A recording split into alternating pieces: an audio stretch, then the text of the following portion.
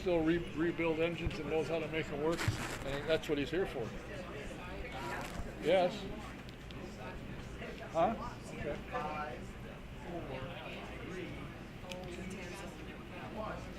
Welcome to the Autosportradio.com 2018 show. I'm your host, Don Kay. We are live from McGillivray Speedway, 30th and High School in the beautiful town of Speedway, Indiana. And I want to remind you, if you're coming into town for the Red Bull Air Race, you've got to make McGillivray's a stop. It's only about 2.5 miles straight west of the Speedway. You got great food, great service, and of course the adult beverages are ice cold. Tonight's show is presented as always by Honda and Honda HPD, the Indianapolis Motor Speedway, the Verizon IndyCar Series, and SVRA. I want to make note that this weekend, this Saturday, ARCA is running at the Lucas Oil Raceway. It's a Shore Lunch 200. There are big savings on tickets at Menards if you want to get over there. So come on out and check it out. It should be a good race. ARCA always puts on a good show. And then next weekend, the World of Outlaws and the sprint cars from I hadn't gotten there yet.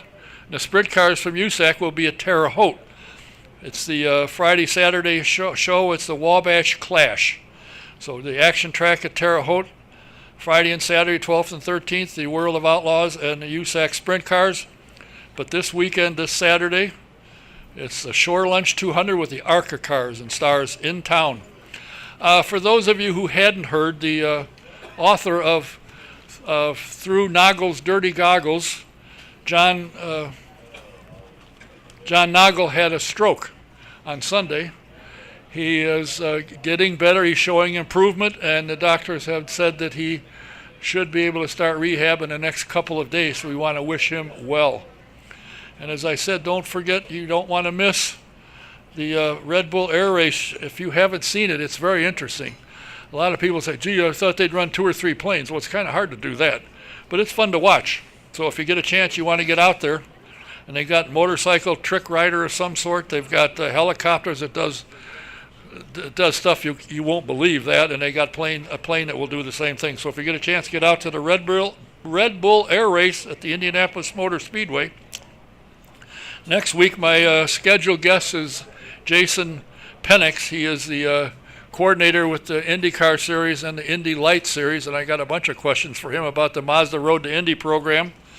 And he's also head of the IndyCar safety team. I have questions about that as well, so you won't want to miss him.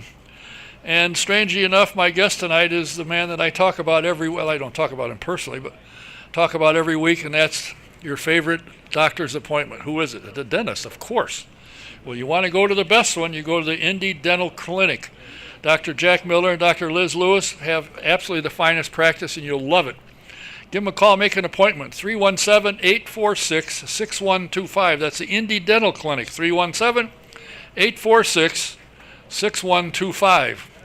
And if you have, anytime you have a computer problem, which I just had, and I got hacked, so if anybody got an email for me saying, I might need a favor, don't pay any attention to it. It wasn't me. I saw it happen, but I didn't know what it was. Take it to Jack at Computer Overdrive. They're on the northeast corner of Crawfordsville and Lyndhurst, and he can solve anything. Give him a call. Check it out, 317-328-0766. And it may be the end of the racing season, but Trackside Online still has all the information, all the updates from all the teams if you want to know what's going on, and the series for that matter. TracksideOnline.com and subscribe. It's only $24, $25. It's not a big deal, so check it out. And Grant King Shops has launched a YouTube site, and you can go there and you can see the Grant King interviews. They got over 50 hours of interviews of guys that worked for and drove for Grant. And if you subscribe to it, it doesn't cost you anything, but you'll be able to go in and see the updated videos, and they get something for having so many people register. So do it. You'll enjoy it. The interviews are quite interesting. Some of the comments of some of the drivers that used to drive for and against them are kind of funny. And if you want to take 6 to 8 people on a tour, you can do that. They have a limousine. They'll take you to race shops, the museum. They'll pick you up and drop you off wherever you were in a limo.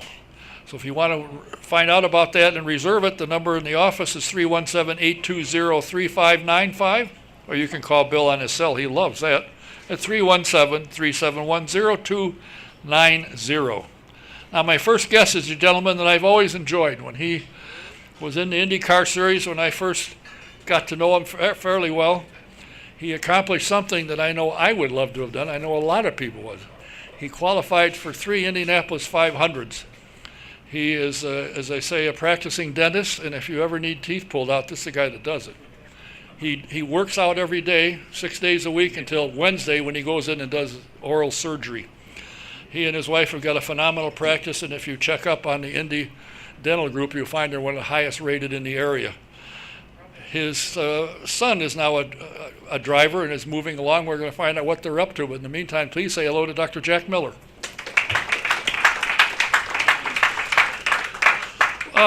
What got you started in racing way back? Well, born and raised in Indianapolis. There were 5 kids in the family. We lived at 56 on Washington Boulevard on the north side, and on really quiet days you could hear the cars running. And my mom, when the 5 kids, would take us down, and at the time we weren't allowed in the garage area, but I remember people like Jim Vogren or whatever sticking STP stickers to the fence, and and giving the little kids, little trinkets and things like that. And I just remember seeing the cars go around, and I really wanted to do that, but. There's a lot of love in the family. We didn't worry about money, but there wasn't money to send me to Indy cars. And I got to the point where I didn't enjoy going to the 500 because I was so envious of the drivers. And one day I said, you know what? Do something about it. Get up off your butt and make it happen. And I was 26 years old, and I rented a Formula Ford from a gentleman, and we ran at the Raceway Park. The SCCA had a driving school that day, and then that very next day they had a race, and I said, I spent every penny I had to lease the car from them and run the race, and I think there was 33 or 34 cars, and I ended up winning. And I had 2 people that wanted to punch me in the face because I didn't realize some of the moves that I made were dangerous and stupid, and I look back on that. But I'll get to this in a second. I just want to backpedal just for a second. So I called a guy named Kendall Merrill, and I said, Kendall, my name's Jack Miller. I'm 26 years old. I'm going to race in the Indy 500 one day. I don't have any money right now, a very little bit. Is there any way you could give me a discount on a helmet? I don't want it for free, but I'll support you throughout my entire career. And he said, I'll give you $100 off. So that was my first sponsor. Years later, I've always been on Bell helmets. They've saved my life quite a few times.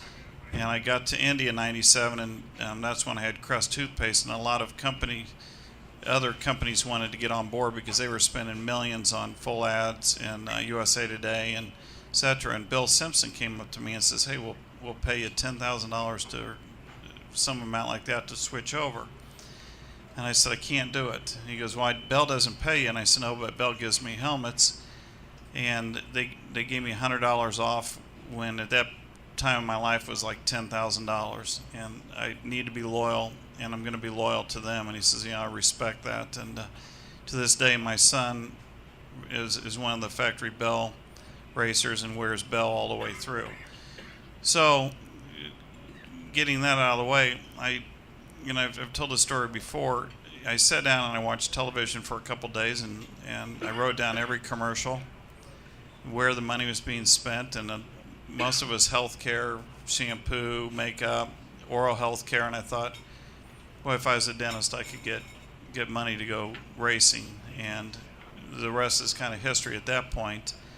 I applied to medical schools and dental schools, got accepted to both, and at the end, I think I made the right choice because it, afforded me a chance to run the Indy 500 with very good company, like Procter & Gamble and some of the other companies that I had. Now, I remember one of the first times I talked to you, I said, First off, why did you go to dental and driving a race car? And you said, I thought through dental I could get sponsorship. You told me that, and I said, I never thought. I wouldn't go to 7 years of college to get a sponsor, but that's what you did. Well, I was actually in there for 12, but yeah. Okay. And my parents said, no matter what your dreams are in life, we'll support them, but things can happen in the blink of an eye, and your racing career could be over. And they really stressed education, and I'm so glad that they did, because I had something to fall back on. I still have something to do for a living, and I enjoy it. My Wednesday afternoons are my vacation days, I call them. It's funny. I'll see patients. We have 5 offices, and what happens is the other dentists that work for us refer all the surgical cases to me for Wednesday afternoons, and I get to shut my phone off and do. I've been doing it almost 27 years now, and I'll brag I'm good at it. And patients will go, I've been coming here 10 years. This is the first time I've seen you. And I said, well, I hope this is the last time you see me, because if you're coming to me, something is being cut on. And that's what Eldon always says. Whenever I go in and see him, he's got a knife in his hand. But he said, it's phenomenal. This is not what we're here for, but it seems to me, do they have a business course in dentistry? Because if they did, you sure as hell paid attention to that. No, they don't. That's not their job. Their job is to give you the best clinical skills, and then you have to figure it out yourself. And it comes down to one thing. Myself, my staff, everybody treats a patient like they're my mom or dad in the chair. That's right. And if you do that, we do the dentistry first, the money comes second. We don't put quotas on our doctors like a lot of corporations say you have to produce this much. And if you just treat people the way you want to be treated, it becomes a very successful business. And I'm here to tell you, they do. Now, Thank you. Your son has, for some reason, from some influence, likes racing. And he's getting quite good at it. And from what I have looked into SCCA and talked to somebody and said, yeah, he's a good driver. He's going to be good. But you're leaving SCCA and you're moving now to the Road to Indy program, starting out at USF 2000. What prompted you to want to leave SCCA? Well, a couple reasons. When the SCCA came up with the F4 program, this is the third year they've had it. The first year, Derek Walker was the CEO, and he said, "Hey, Jack, would you want to run, in the F4?" And my son was actually 12 at the time, and I said, "I'll run a year, and I'm going to buy an extra car, and we're going to test Jack for an entire year. And if you grant him a license at the age of 13, I'll run the series." I really wanted to run the series because Pirelli was involved in Honda. And the cars were inexpensive, carbon fiber tubs, safe cars, and I said, and Derek agreed to that. So my son at 13 was the youngest driver to ever receive a pro license from the SCCA. If I could have reversed time and the USF 2000 would have allowed him to run, we would have gone that route. Now he's 15. I'll be very careful how I say this, but myself being involved with some big accidents, we were at Mid-Ohio this year, and a car got upside down, and he was upside down for 8 minutes. And after they got him out, I went over to his pit area, and he goes, "Hey, pick up this trash bag." And I picked it up, and his helmet and his suit was in there, and it was absolutely soaked with gasoline. And I'm not saying anything negative about the SCCA, but it's not the safety. I don't believe that they have the safety crew that we need in case somebody does get hurt. Back in '95, I quit breathing in the car in the Indy Lights. John probably remembers that. I backed it in qualifying, and they intubated me while I was still in the car. So I looked at that, and we ultimately are going to go IndyCar racing, and we have to get him on the tracks that he will be running, Pro Mazda, Indy Lights, Indy cars. And the organization, the Andersons running that is so professional. Where the F4 is still in a big learning stage. And I think they'll succeed, but they need a few more years to really figure it out, how to police the cheating. I'll give you a great example. We were at New Jersey almost 3 weeks ago. A guy blatantly gets caught cheating with his oil pump, took it apart, did something with the springs, gets caught. All they did was move him to the back of the grid. No fines, no penalties other than that, and it still hasn't set well with me. We don't cheat, and I truly believe that somebody does something like that and they get caught, probably shouldn't be running in the series. So I know with the Mazda or the Mazda Road to Indy program, they don't tolerate that kind of stuff. At this level, you want the kids to win on their own merits and good setups. So I can't wait. Now, you were out in testing, and I mentioned to you before we started that next week I have Jason Penix coming, who's the coordinator for IndyCar with Indy Lights. And I said, by the way, you had a test last week, right? Yep. I saw a release on Indy Lights, and I saw one on the Pro Mazda. What about the USF 2000? What about it? I said, they said nothing. You're kidding. I said, think of this. You've got 2 new teams coming in. There may be more. But one of them is Jack Miller, and the other one is Jay Howard. You wouldn't want to cover and tell people these guys are coming in and starting? Oh, didn't know that. Well, pay attention. He's been great to work with. I'm sure he just, had so much going on. But well, he doesn't do it, but I have to say, when I made the initial phone call to Dan Anderson and his daughter Michelle Keish, I've been treated like a king. They have welcomed us with open arms. Every time we have a question, they instantly respond. It's a very, very well-run professional organization, and I really think that they want all the drivers to succeed. And with the safety crew, with the homological safety crew behind us, and the professionalism with the series, we are really looking forward to it. And at the Chris Griffith test, we had one thing to say to Jack is, you're not going to win this race. There's not a race this weekend. He's never driven on the Motor Speedway facility, and a new car. We had a half a day of testing in the new chassis. I said, just push about 8/10. Don't do anything stupid. And he did exactly what we needed to do. And then last Thursday we went and shared a track with Brian Hurd and Colton. They were sharing a TCR car up at Gingerman and South Haven, and Jack really pushed as hard as he could push. And we know it's just practice, and you don't get a trophy, but with all the teams that have gone up there, we know what the fast time has been, and we beat the fastest time by 1/10. So we're really happy with him only being in the car for 3 days. How do you like the car? He absolutely loves it. The F4 car is a well-built car. It has more caster in it, and it's harder for him to turn the wheel. And he said the USF 2000 car, the Tatis chassis, the steering's about half as light, and it's very positive on turn in, and he can get it loose and catch the rear end, so it helps rotate through the corner. He can carry a lot of roll speed in the corner and get the car to rotate. He personally loves it a lot more than the other car. He says it's just easier for him to drive, and he can catch the back end easier. You mentioned a minute ago, it caught my attention, but I didn't say anything, and I luckily didn't fall off the chair. Your goal is now for him to go, and you as a team, to go to the IndyCar Series.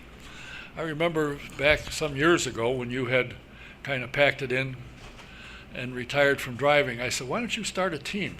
Are you kidding? All the politics? Has that changed that you're going to say, well, okay? Well, I've said this before. I decided if I have a child and they want to race, we're going to a gunfight with a machine gun, and we're going to spend whatever we need to spend, give him the best equipment, give him the best opportunity, give him the best coaching all the way through, regardless of the cost. And we're in the process of, and I did that all through his karting. If I look back, I probably spent over $1 million on his go-karting. But we currently have Gabby Chavez as one of his driver coaches, Steven Simpson, Alex Tagliani has helped him quite a bit in the past. I've brought in the right people to coach him so he can have an array of different ideas on driving styles, et cetera. So Gabby still helps him quite a bit. And owning the team, I drove for some great teams and some bad teams and everywhere in between. And I wanted to have total control that he gets the best situation, and then it's up to him if he succeeds or not. And this morning, I told my wife last week, because we're looking for other drivers. I've been interviewing quite a few people.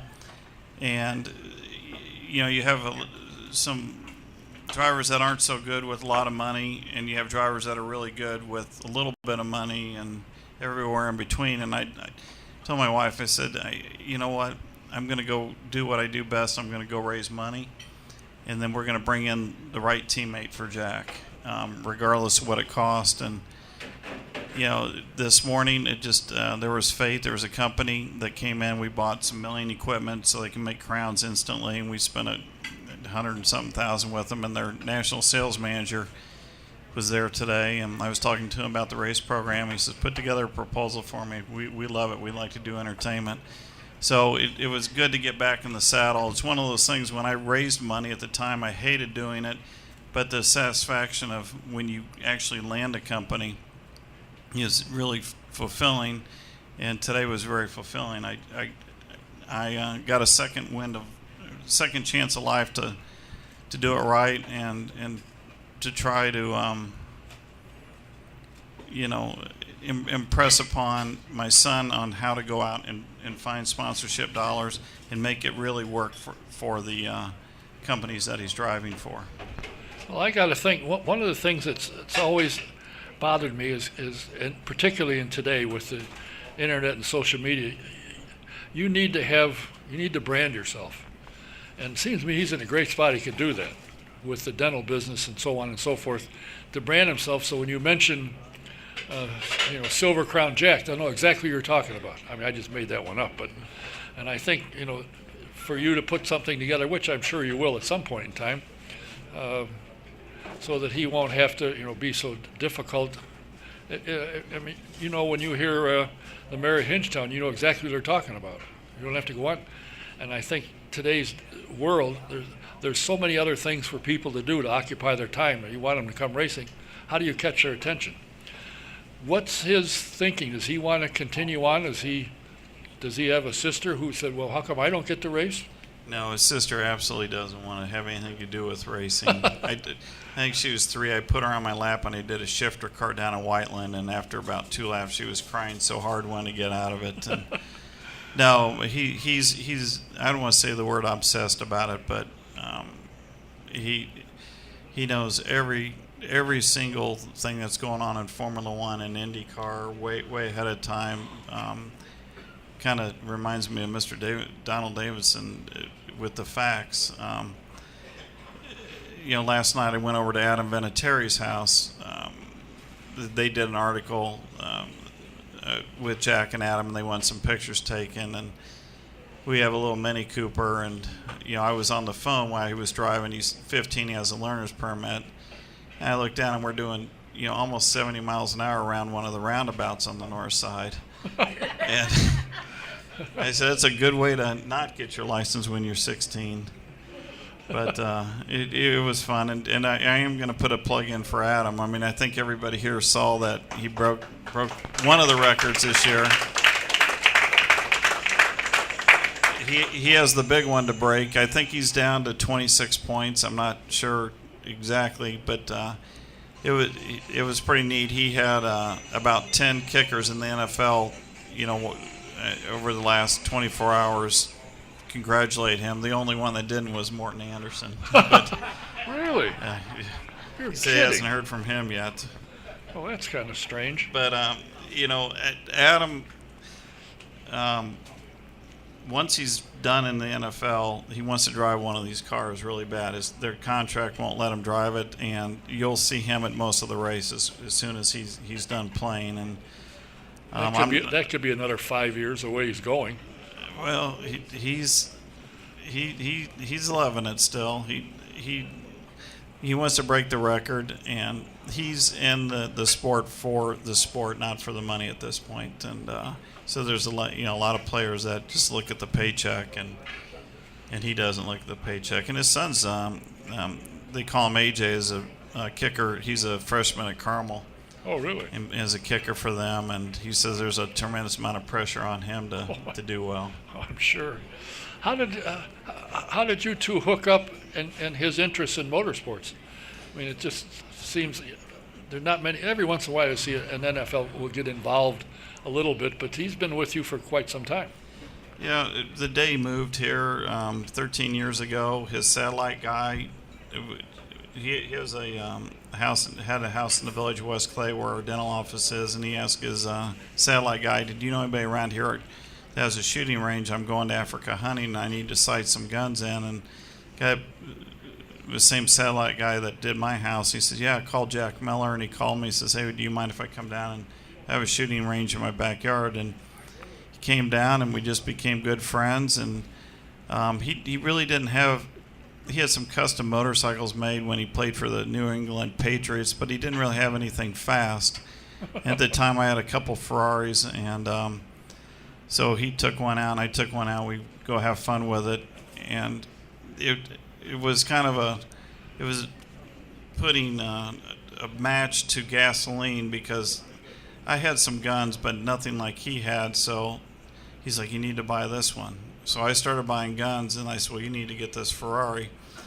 And both of our wives are going, "You guys are out of your minds." And but it was a good time, and we would take the cars over to the airport and race up and down the runway, and we just had a really good time doing that. I bet you did, and security couldn't catch you anyway. So the airport up at Executive, I knew the people that ran it, and they said, "No problem, can we do that?" So he has one of the Hellcats, and then so I feel like I've spent some of his money, and he spent a lot of my money doing the same thing. What kind of constraints have you put on Jack? I mean, you I'm sure have told him your grades are utmost. You want to continue driving, you got to maintain some level of something. Maybe you don't have to give him any incentive.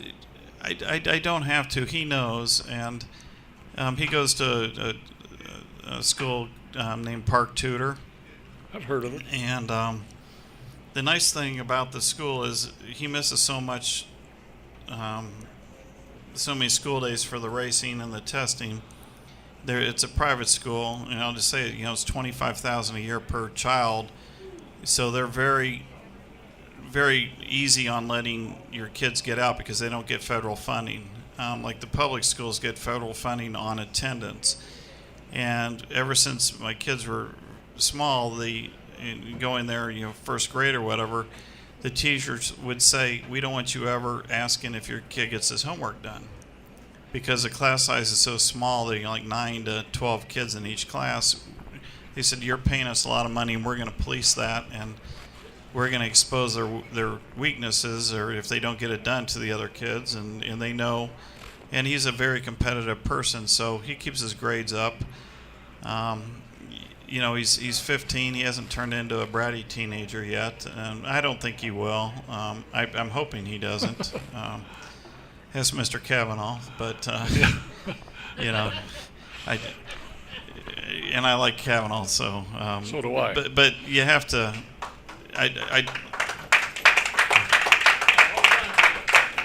I think with the only positive from what's going on from all this negativity is that the young children are realizing that their actions now can be held accountable down the road.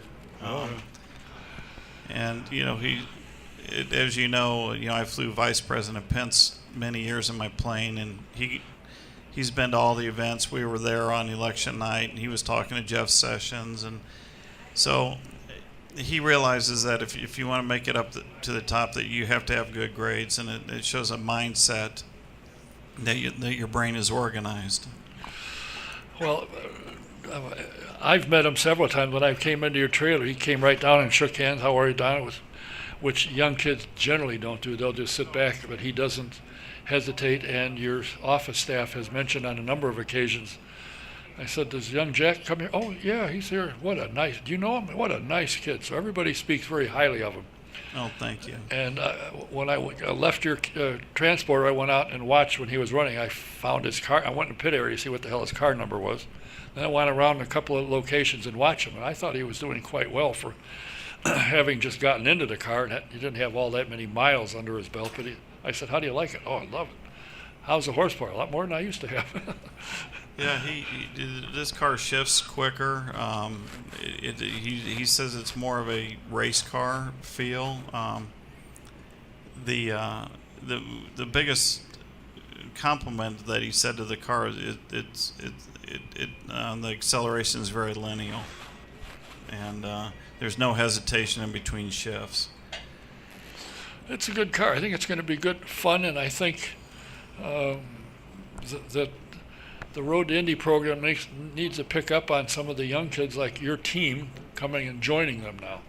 Jay Howard, who's had very successful go-karting teams, is now turning that down a bit and coming into the USF 2000. So you can be competing against a guy I'm sure you know Jay. Sure. Yeah, he has an F4 team now, and he's done very well. The guy buys race cars. I think he has 6 F4 cars, and I don't know how he does it all.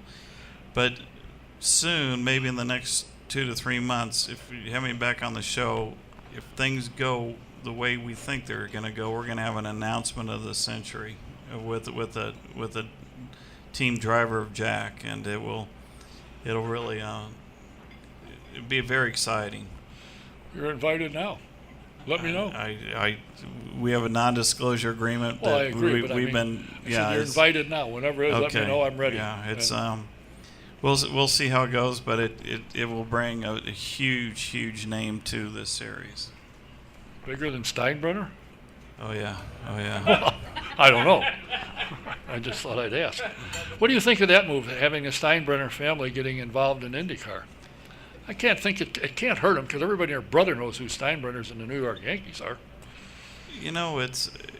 That's the great thing about this sport. They probably have fast cars. I'm sure they do.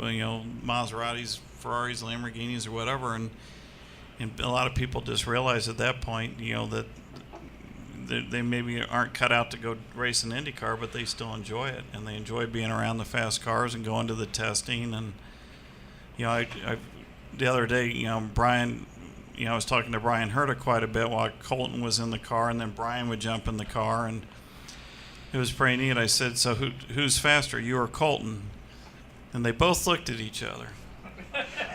And I looked at Colton. I go, I can tell by the look on your face you beat your dad. And he goes, yeah, I got him a little bit. And Brian goes, he's the only person in my whole racing career that I'm okay with him beating me. He goes, I'm not okay, but I'm okay. He says, but I hate getting beat by somebody else.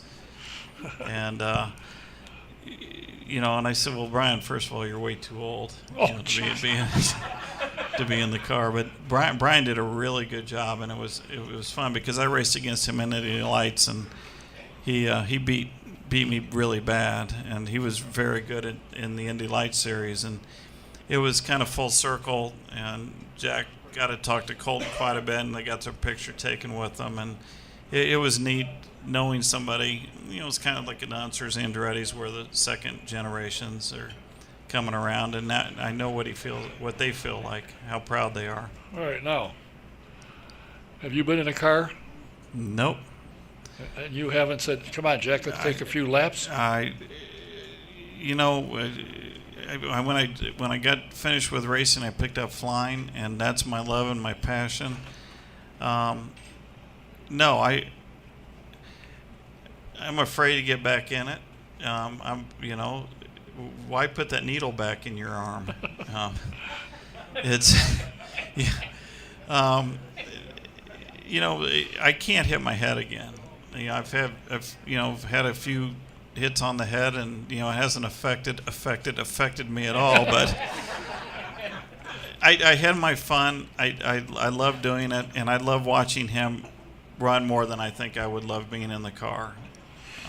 I'll jump in sports cars, guys with, and we've had some of the exotic cars that we have on the racetrack just for fun, but not the Formula cars. I've done my thing, and I'm enjoying my life right now. Well, one good thing about what you're doing is you do get a lot of time in your plane because the car goes to the track and you and Jack fly in. That works real nice. We call it the time machine, and out of anything I've ever bought or anything I've ever wasted my money on in my life, that's a true joy. We had a situation. My brother, which owns Blue Marble, was sponsoring the Who concert at New York City this summer. And last minute he called. He says, I can get you to meet Roger Daltrey, the lead singer. But I said, when's the concert? And he told me, like a week before. And I said, but he told me it was in Chicago. So the day before, I get a FedEx with the tickets and everything. I said, Alan, it's in Queens, New York. He goes, oh, I thought it was in Chicago. So we left our house at noon that day, put the family in the plane, flew out to LaGuardia. It's pretty neat. They put me in over the bridge, then over the Statue of Liberty, and then turned in to LaGuardia. We went and saw the concert, and we're back by 11:30 that night. And that's hard to do with a commercial flight. And it's hard, yeah, and it's hard to do with a car. So that's neat, interesting. Well, listen, I appreciate your time. I don't have a hat on, but if I did, my hat would come off for you and the Indy Dental Group. And if anybody wants a card and wants to read about Jack and stuff, he's got some cards here. You probably could find a pen if you don't have one to sign it, but feel free to come up and get one. Yeah, I have one last thing to say. I'm really sad that Burt Reynolds died, because if they would have done a Smokey and the Bandit 4, I think we would have had John. Well, yeah, I know John. Yeah. With that hat, he could have driven that 18-wheeler and made the cores run across country. How are you, John? Thanks for your time. Well, Appreciate you being here, and thank your wife for letting you out of the house again. No, it's good. Thank you for having me on here, and I hope I don't repeat myself. Hopefully, give you new information. Anybody hear that he repeated himself? I don't think so. No, from the last time. Well, I will be awaiting a text from you saying in 2 weeks the announcement will be official, and I'll be on your show. Yeah, it'll be fun. You're going to be shocked if we pull this off. So I got to tell you something. They live in Europe. Nothing you can do would shock me. Okay. What you've accomplished, nothing would shock me. I'm impressed beyond words. Thanks for being here. By the way, tell your mom and dad I said hello again. Okay. Thank you very much. Thank you, everybody. Dr. Jack Miller. My other guest, I think, is here. So there he is here. So in the meantime, thanks for coming. I appreciate it.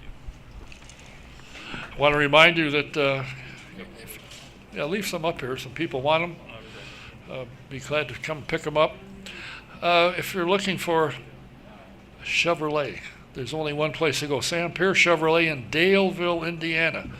You want to find out where the best price in the country is, go to the country in Daleville, and you will find that Sam Pierce is one of the most reliable dealers around. And you'll find out why he's always rated at the top of customer satisfaction. You take I-69 north to exit 234, go east 1 mile, and you won't miss him. That's Sam Pierce Chevrolet.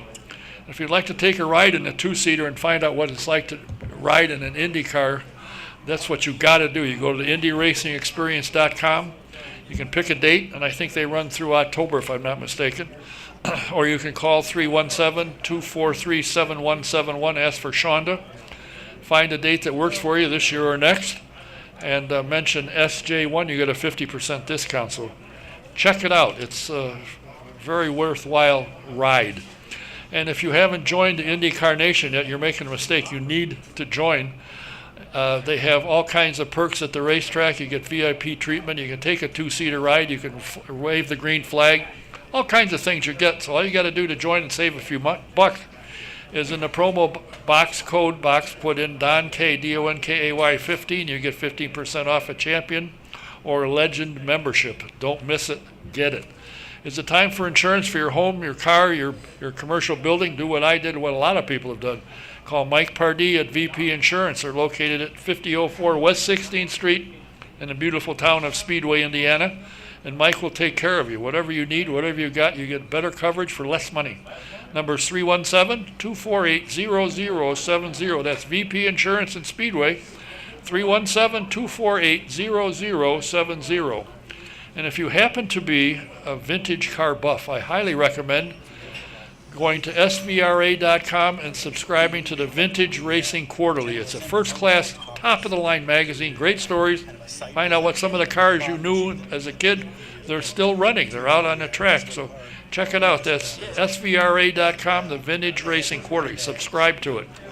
And their last race of the year will take place in November 1st to the 4th, the U.S. Vintage National Championship, and it's at the Circuit of Americas in Austin, Texas. So if you're anywhere in the area, get down there.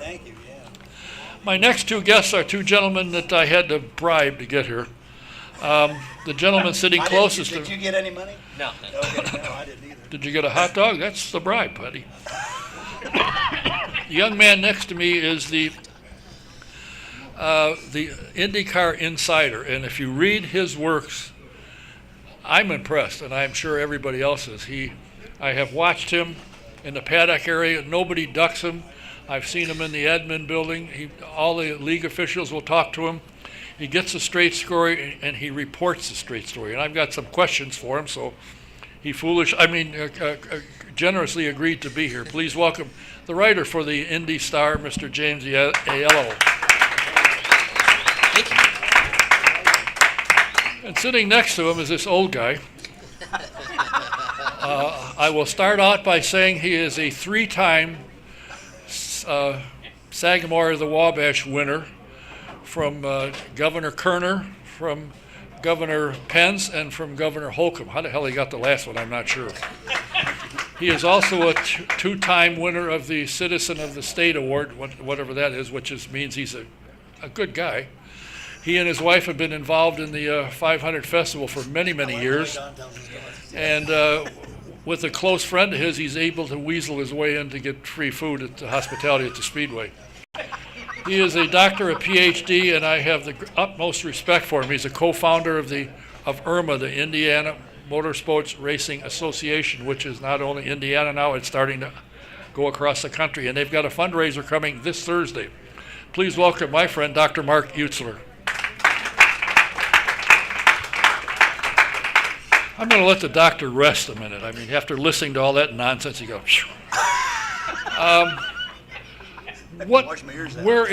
that's a good idea. What is your opinion of the upcoming season? I personally am disappointed because when Phoenix went away, I said, I hope you guys replace it with an oval. And Mr. Fry said, I am an oval guy, don't worry about it. Well, I should have worried because it's not, Circuit of America is not an oval, I don't think. It is not. You're right. Okay.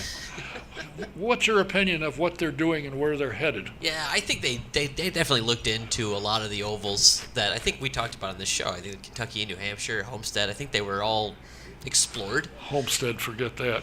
Well, I think there was a lot of them that they ended up forgetting. But I think Circuit of the Americas is one of the tracks they really wanted to go to. It's supposed to be one of the, if not the greatest, motorsports facility outside of IMS in the country. So I think they've wanted to see what that's like. Maybe see what an IndyCar is like out there. The only IndyCar driver that's ever actually had any experience out there is Alexander Rossi. And he says it's wonderful. So I'm looking forward to going. Austin's a fantastic town. So I know I do agree with you. I wish the oval count would have remained up. I know Ed Carpenter is one of those guys who wishes the oval count would remain up.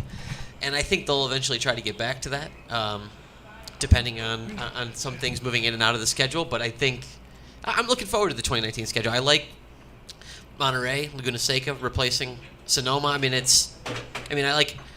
get me wrong, I like Sonoma, but I also don't think Monterey, I think Laguna Seca could be okay. And yeah, I'm very much looking forward to Circuit of the Americas. But like you said, I understand those of us who are lamenting the lack of ovals in the series right now. Well, it was my impression that Richmond was interested, or is interested. When we were there, and I used to work with Mark Janes, because he has one eye and I have two, so between the two of us we had three. He'd watch what's going on at the front, and I'd watch what happened behind if something happened. And the last time we were there, we both agreed, when we first got there, the crowd was in the main straight. But as we came, it kept coming around through turns 1 and 2 and through coming from 4 through 3. And I said, or he said, I can't remember which one of us lied, and said, another year or two, we're going to have to look for somewhere else to sit because the crowd is coming. The next year they stopped it. I think it's a great facility. It was great racing, and you got to admit that the prime fans for IndyCar are in the Midwest. Sure. There's Kansas, Chicago, Kentucky, and of course Richmond. Where are they?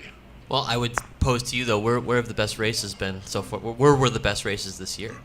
I think when they straighten the front wing of the car out, Pocono and Indianapolis will get better. They'll get better, but Mid-Ohio is one of the best shows I think I've seen in IndyCar in a long time. I'm not a fan of street and road courses. But this year, yeah. These cars ran well. They raced well. I'll give, and I told them that. I don't hesitate to tell them when I say something I'm concerned about. I also tell them when I think they did something right. Okay. And I think the cars raced, except for Sonoma, which, yeah. I mean, Scott could have had a good battle with Hunter Ray, but he had nothing to gain. True, but Alex put on quite a show there, which he put on a show pretty much everywhere he went this year. Yeah. But no, I thought he did. I mean, I think watching him with some fresh tires cut through the field up from what was it, 20th, 25th, something like that, all the way up to the top 10. I thought he was done, honestly. Oh, yeah. As soon as that first lap, I said, okay, well, start writing the championship story for Scott Dixon. And then you start seeing Alex start cutting through. You're going, oh my gosh, he's going to do this again.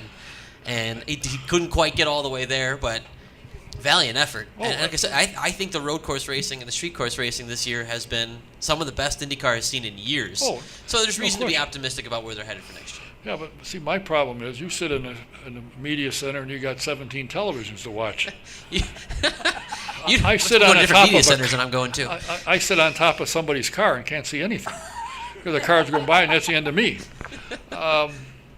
And the other argument I keep getting, well, look at St. Petersburg. Oh, really? It's March. Gee, I wonder where people go in the winter, Florida. How about Toronto? They've always been good at Toronto. That's no surprise. Road America, they could run horses backwards and they'd draw a crowd. You're not kidding. And the same thing with Mid-Ohio. There for that race. They have races in Mid-Ohio that always are, because it's a great place to go, it's a great place to camp. Spend a weekend, it's phenomenal. Now, Sonoma, I don't know if you paid any attention, but I did. I tried to. There was nobody there. Yeah. I mean, even the stands by the pit area, which used to be fairly full, wasn't full, and there was nobody. When Mark and I would be up at the top of the hill where they come up the hill and make the turn and go to the S's and go down to, we were up there almost by ourselves. There was never anybody. So when they made the switch, I called a couple of guys that I know run sports cars, and they run at Laguna Seca. I said, it must be great in front of the crowds. What, are you kidding me? One of the reasons IndyCar left there, because nobody was there. I don't understand it.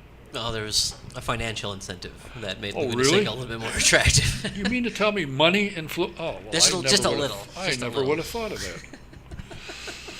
that. What do you see on the positive side for IndyCar, and what do you see on the negative, if there is any? Well, I think you mentioned it just a minute ago with Steinbrenner. That's a big gain. That's a big positive for IndyCar right now. It's a big name. It's a big name family. They have, as to mention, they have two of the most talented young drivers I think IndyCar is going to have brought in quite a bit of time here. And not to mention, by the way, I should say, now that I'm on the topic of talented young drivers, the guy that Ganasti's bringing in, Felix Rosenquist, can't hear a bad word about that guy. He's won at everything. I was talking to a couple different people who watched him run in Indy Lights the one season that he did. He only ran 10 races, I think, out of the 16 they did that year. And I think he only won 3 races, but from what I was told, he was the most talented Indy Lights driver they'd seen in a couple decades. And I said, what about Joseph? And they said, better than Joseph Newgarden. And I was like, okay. So I think Marshall Pruitt asked Mike Hull about that and Mike Hull said we might have another Robert Wickens on our hands in terms of talent their rookie season. So there's a lot of young talent coming into the series. to challenge some of these older guys, some of the guys that have been around, the Hunter Rays, the Dixons. We already have Alexander Rossi. Hopefully we'll have Robert Wickens in the car again soon. But really, the influx of young talent into this series, I don't want to say it's unprecedented because I think there's been other times where young talent has come into the series. But, man, it is fun to watch. I mean, I think you all saw what Pato O'Ward did at Sonoma, qualifying that high up. No one saw that coming. I mean, not even Harding. The Harding people were looking around going, we thought he'd be good, but talking about qualifying in the Fast Six, I don't think anybody expected that soon. But to go back a few weeks when I had Derek Daly here, he said one of the things IndyCar is missing is a talent like Hinchcliffe that Americans can gravitate to. He said, and my example is this. Lewis Hamilton is a great driver from England. He won in Germany, and they booed him. But when the German won in England, they booed him there. He said they follow their countrymen, and Indy doesn't quite have. They've got some good guys. Joseph is a good kid. He really is. And you talk to him, he's very nice, but he's not that magnetic personality that gets people all excited.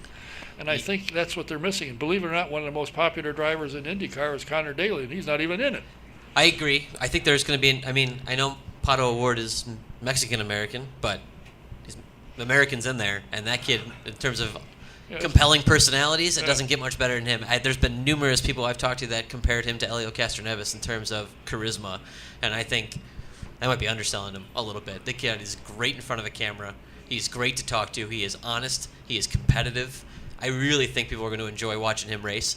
And I do think we're starting to see the emergence of Alexander Rossi a little bit, obviously as a driver, but also on the other side of things a little bit, as a personality. You're starting to see him. It's not going to be quite the same as Hinchcliffe, who's having a lot of fun.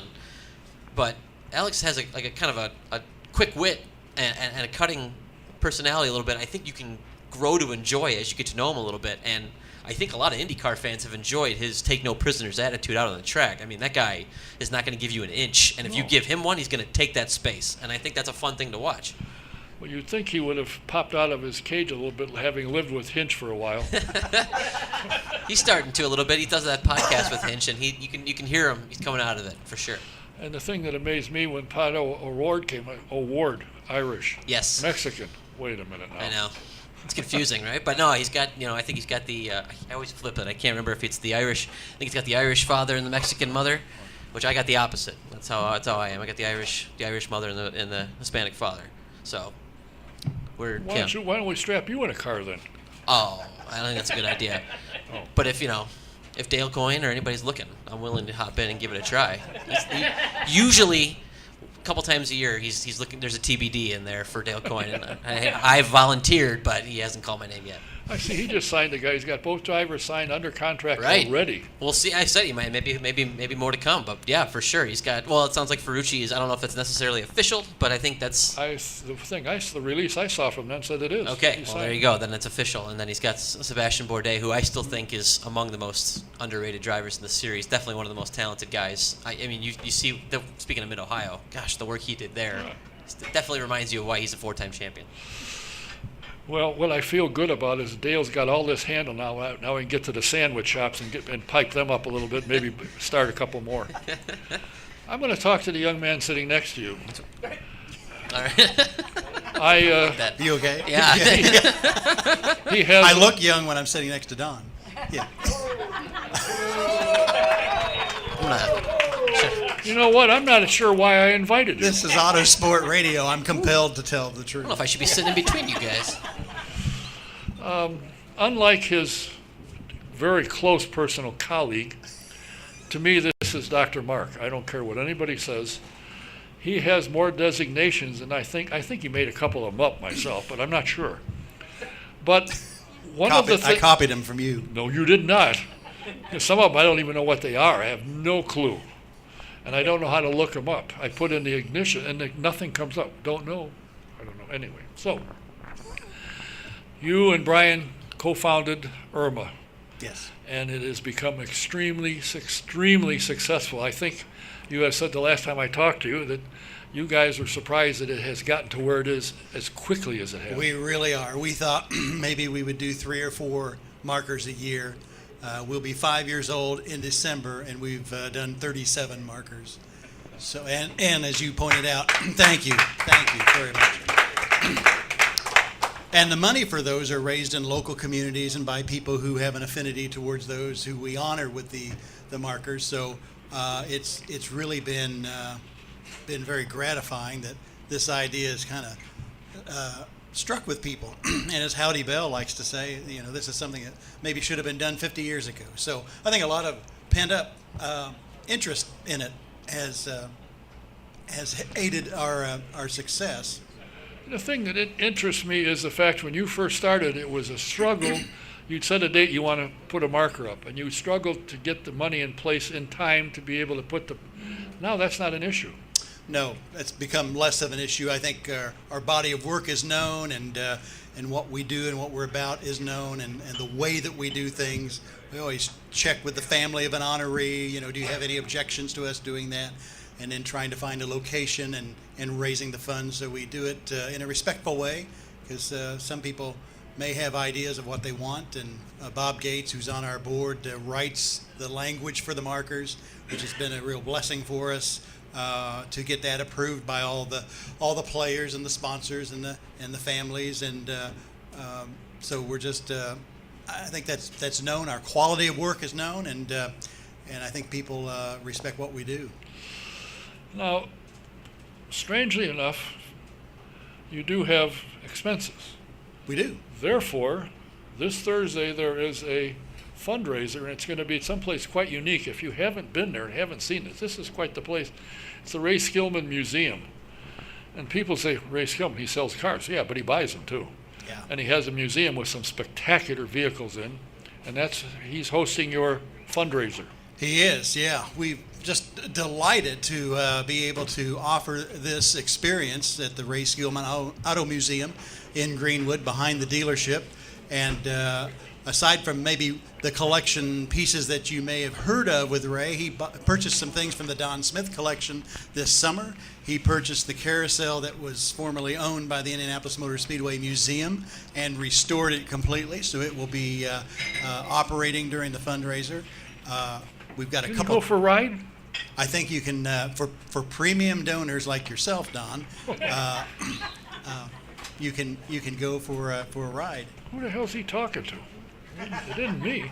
Well, we got a couple corporate sponsors that came on just recently. O'Reilly's Pub in Speedway is going to furnish the food at no cost to us and prepare it there on site. And Sun King is furnishing the beverages, the beer, at no cost. And then board members are bringing in their favorite wines and soft drinks that will be served as well.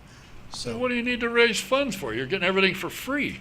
Was for our other expenses of our programming to celebrate Indiana's rich racing heritage, Don. I see. Yes. Fly you first class to various functions.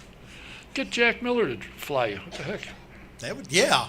Yeah. I thought of that. Yeah. Maybe he could offer a trip on his plane or something.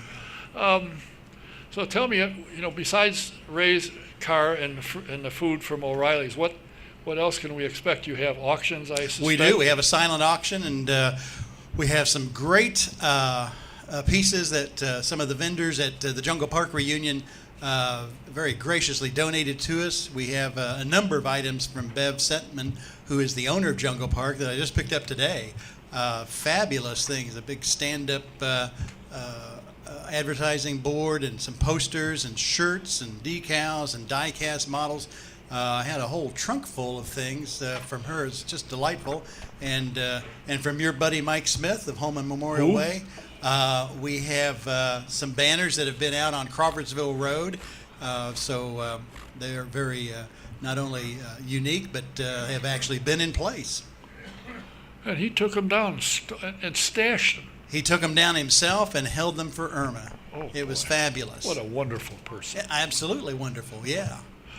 Now, did you happen to get, I know Jungle Park had this at one time, it's a cutout of Howdy Bell. Did you get that?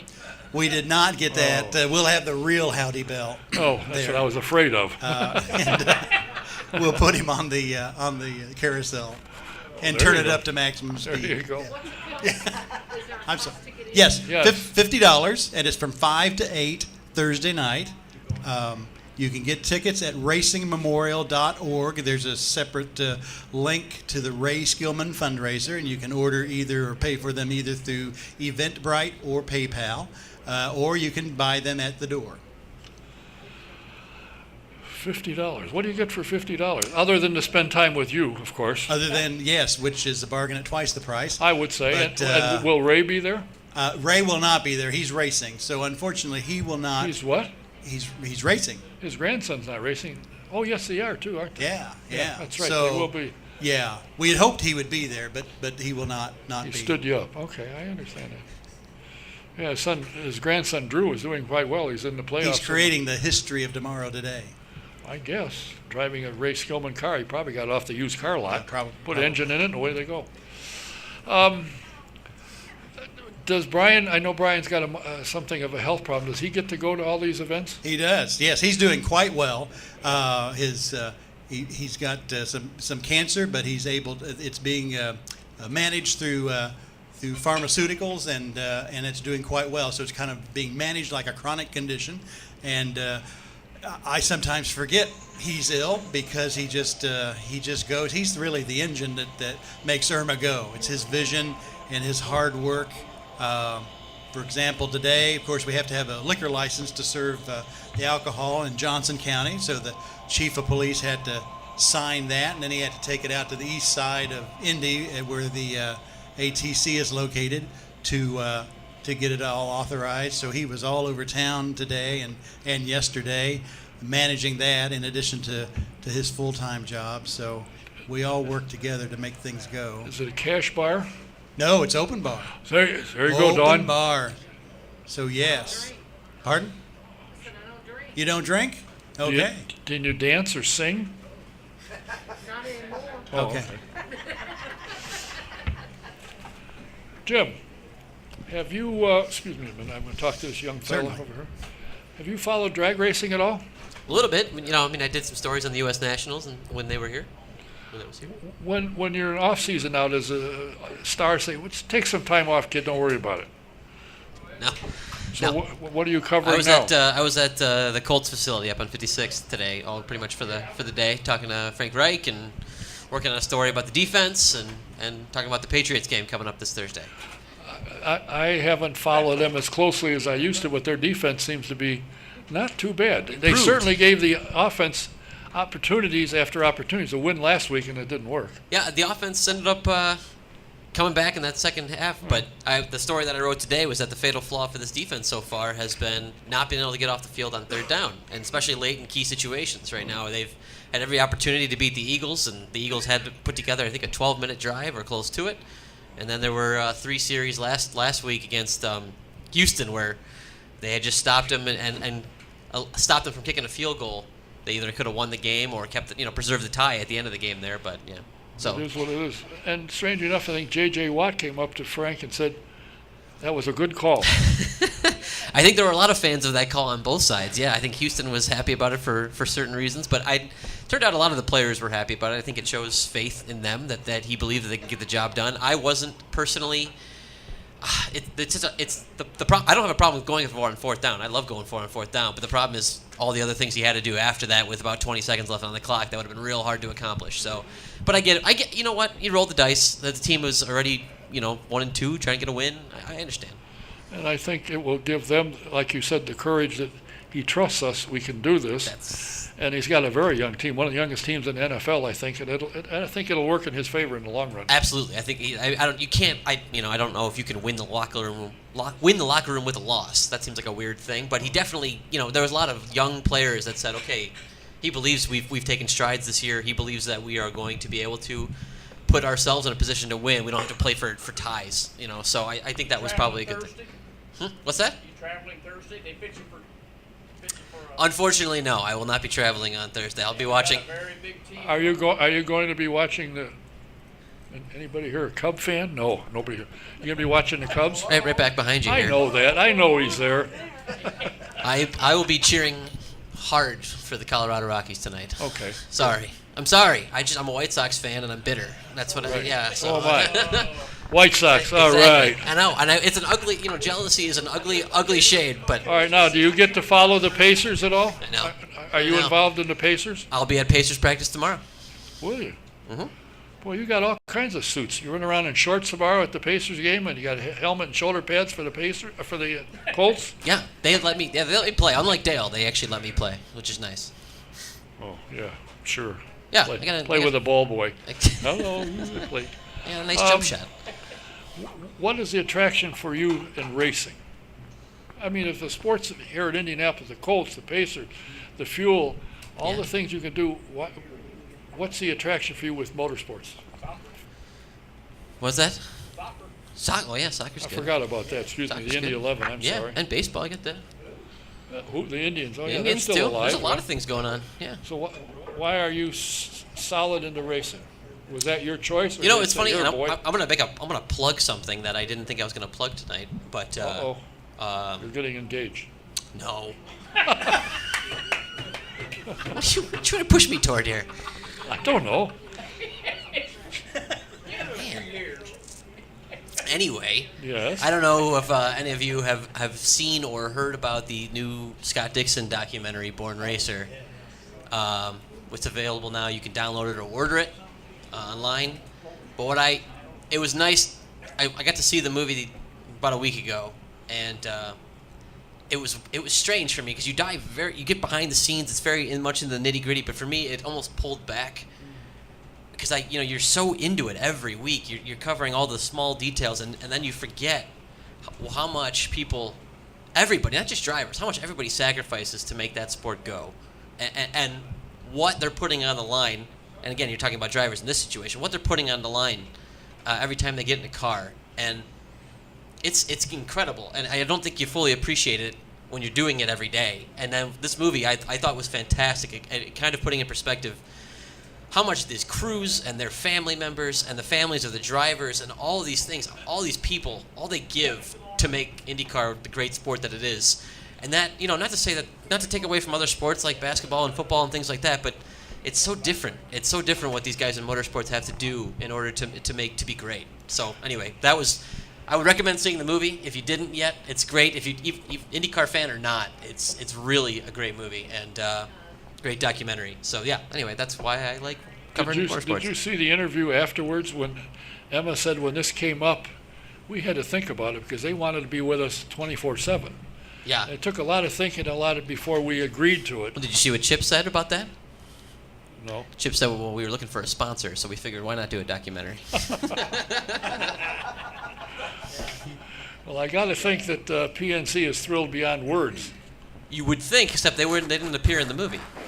Well, why should they? Well, as I'm saying, it was all Camping World and TT Data, who have also been, I think, good partners for Chip. But yeah, that's Chip. I haven't said after the movie, man, it kills me that we didn't get any PNC in that. But they got plenty of exposure with the championship, no doubt about that. Question.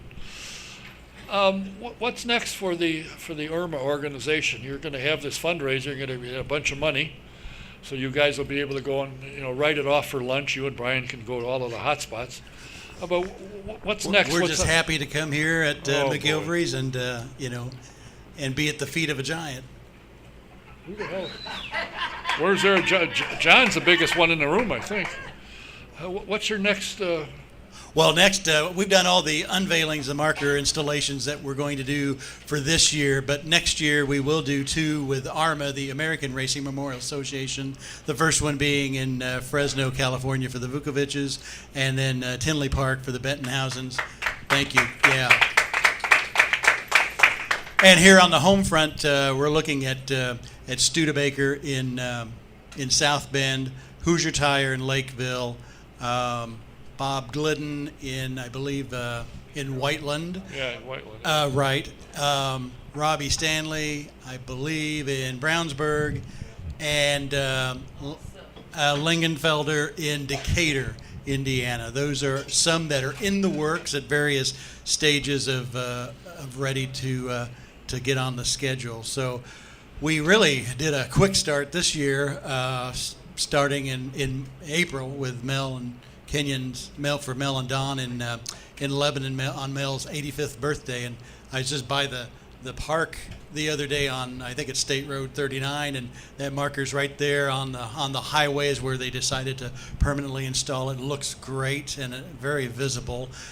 So we did like 7, with our last one being in August at Kinzer's and Bloomington Speedway, and we really did several there in April and May, and then one in June for Charlie Wiggins in Evansville. We had a great year, quick out of the gate, and then been involved in some other things with the final finish line at Crown Hill, and then Brian and I traveled back to Slidell, Louisiana to do the permanent placement of the Arthur Chevrolet tombstone, well, really cenotaph, because it's not known where he's buried, but it's cenotaph there in the cemetery where he is buried. He did not want his grave site to be known, and there's no way to know where it is because the records were swept out with Katrina, which was just as well because his wishes were that he'd be in an unmarked grave. So the family graciously said, yeah, a cenotaph would be fine. The cemetery agreed to that. So we did that as kind of an IRMA event, but not an IRMA marker per se. You will be thrilled to know this. Hang on to your seat so you don't topple off. Okay. I am in the Studebaker family. Oh, wow. Hey, Now, they never gave me one,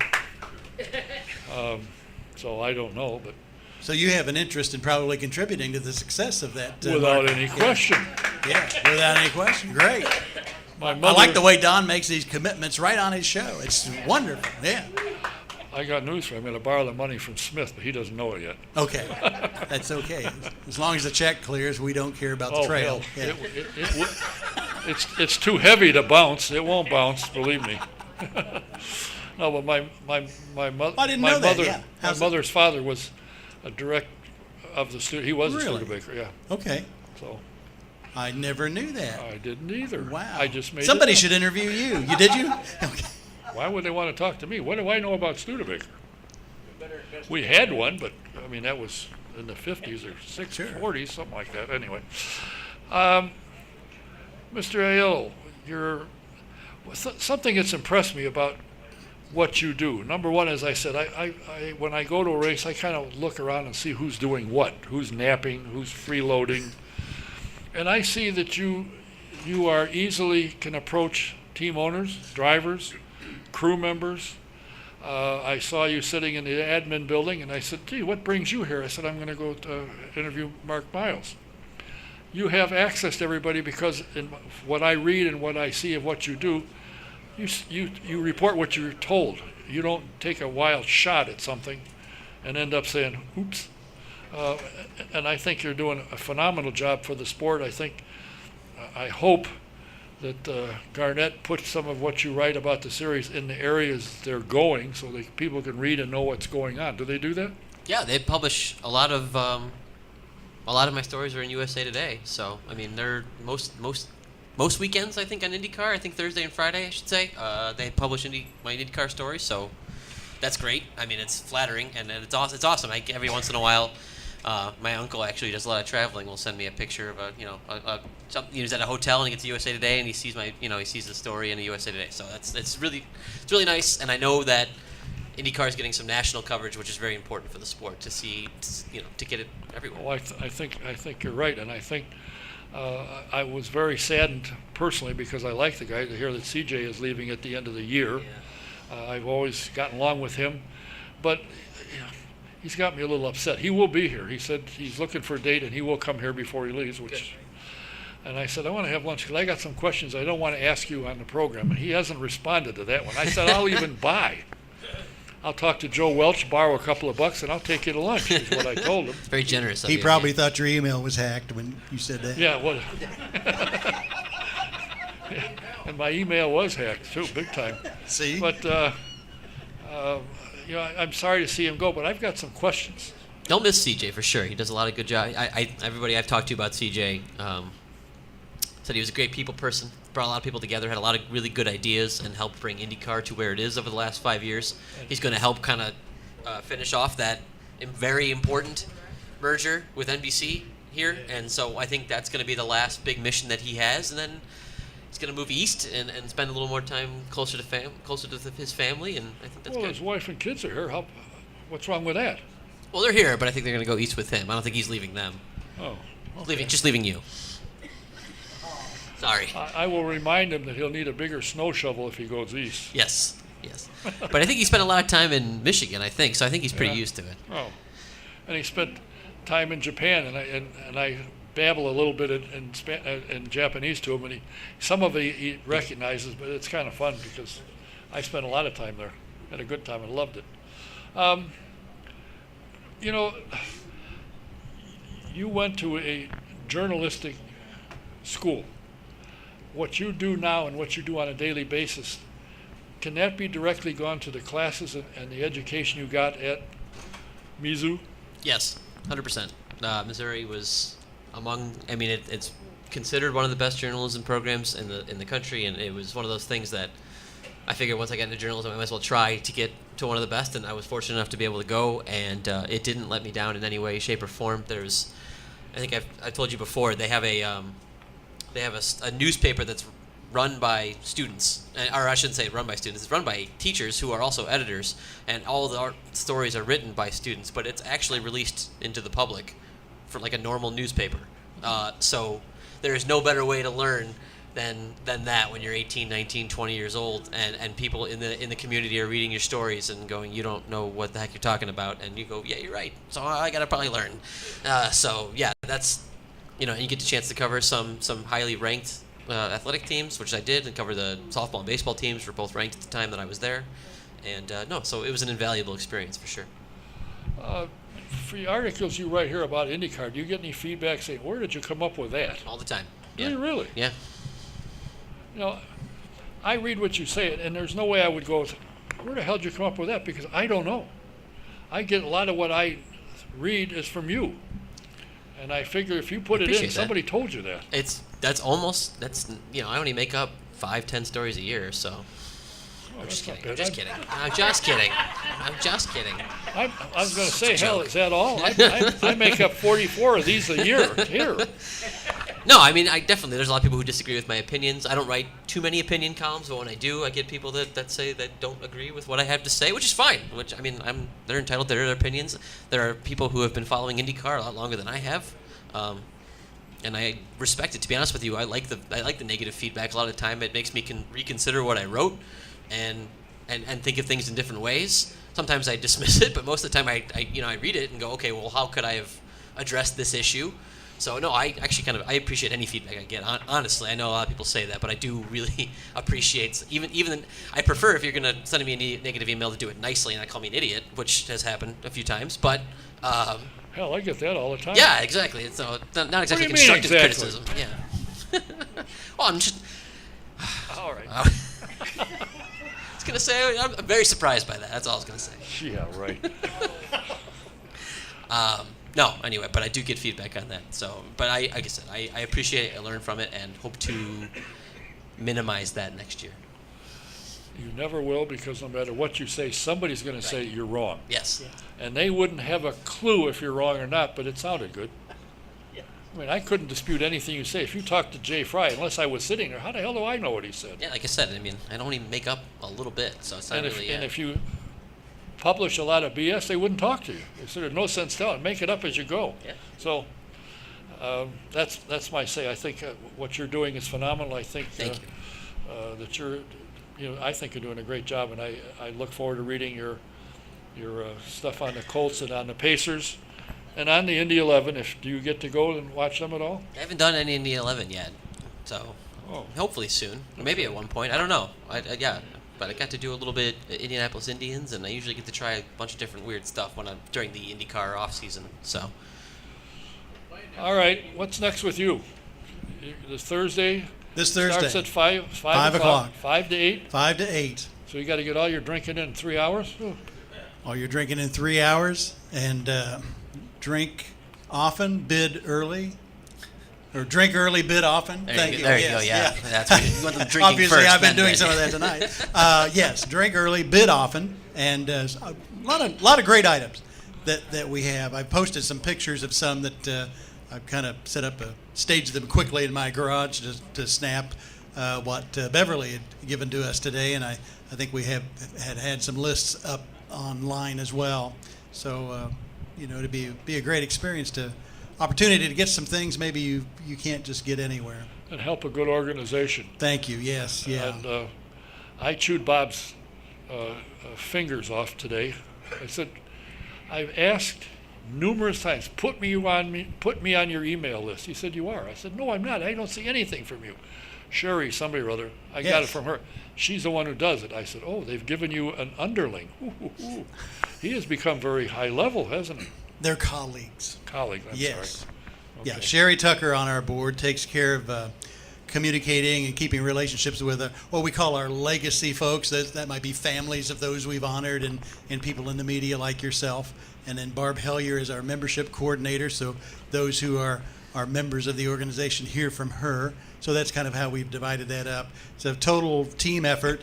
We couldn't do what we do without our board and our volunteers and our members. So for those of you who are members, thank you. How does one become a member?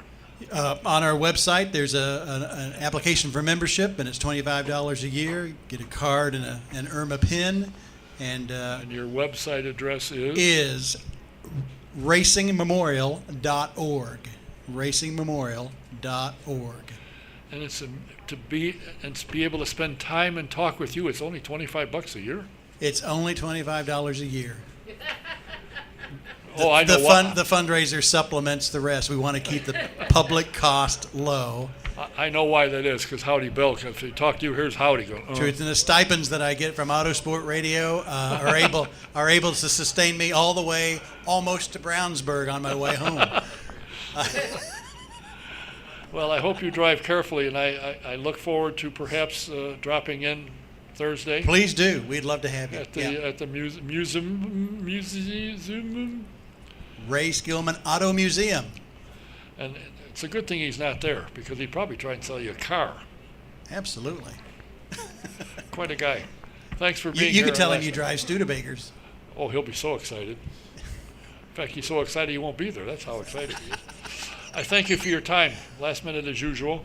And Well, thank you for the opportunity. We really appreciate your support through the years, and it helps us get the word out. So thank you, Don. You've been really faithful to us, and we appreciate that. Well, when you get home, thank your wife. She's buying me lunch tonight. Our for having you 31st here. anniversary is tomorrow. I remember last year I was here Yes, you on were. our 30th anniversary. Yes, you were. She was unable to come, and she's at home right now writing you a thank you note for watching me tonight so that she didn't have to.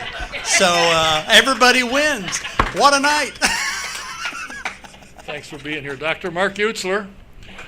And for those of you that get the USA Today around the country and the IndyStar in town, I think as good a writer as there is going today, please thank Mr. Jim Ayello. Thank you very much. Next week, as I said, one of my guests will be Jason Penix. I'm going to find out about the Mazda Road to Indy program when Mazda is backing out. And I have a couple other people that I've talked to that I'm waiting for a yes from. And I have a couple, the next following week I've got a couple guest lineups. It'll be kind of interesting. So we look forward to you being here. And you may know that Dr. Mark won't be here, so you can come on in. He won't be hitting you up for, we need some help at IRMA. Go to the fundraiser. That museum that Ray Skillman has is phenomenal. Just phenomenal. You'll really be impressed. Thanks for being here. Thanks for watching, listening. Until next week, Don K. saying good night. See you next week. Thank you, sir. Really appreciate it. I meant everything I said. I didn't make that up. I mean, you may make up stories. I meant to mention, by the way, for all the worst part of the loss of Phoenix is that no longer have an oval before Indy that is a very big loss, and that's true. I agree. Do you want to go to the